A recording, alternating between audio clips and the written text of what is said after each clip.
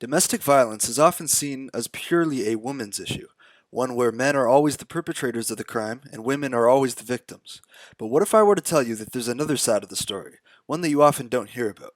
According to experts on the topic, such as John Hamal, who's the author of the book Gender Inclusive Treatment of Intimate Partner Abuse, and whom I interviewed in preparation for this, men and women actually abuse each other at very similar rates. Well, if you want to,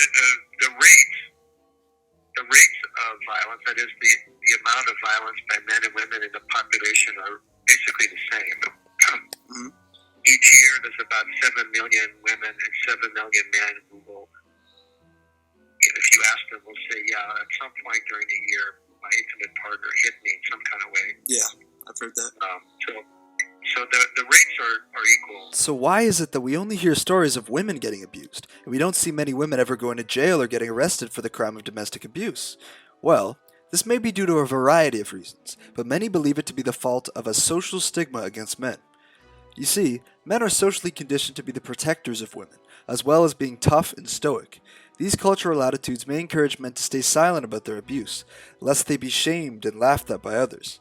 The criminal justice system doesn't take the crime very seriously as well. Police are far more likely to arrest men for domestic abuse than they are to women. As well as this, male-on-female domestic violence is taken far more seriously in court than vice versa. Studies have shown that people, if they were to be put in the position of a jury, will give much harsher sentencing to male perpetrators than they will to women, even if the crime is the exact same.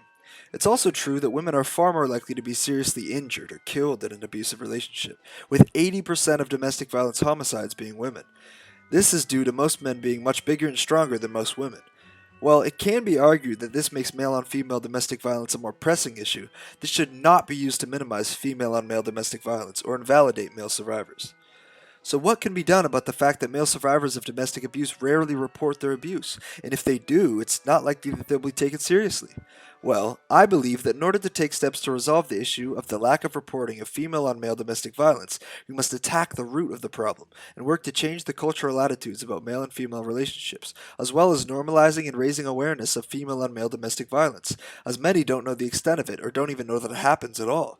To help with this, more resource centers for female-on-male domestic violence would be needed, as currently there are very few and far between, meaning that men have almost nowhere to turn when in a situation like this. Further media and social media representation of female-on-male domestic violence would also be paramount, as well as advocacy from influential voices such as celebrities and politicians. Thanks for watching. I hope you learned something new watching this, and I hope this video allowed you to think about this issue in a different light. Have a good one.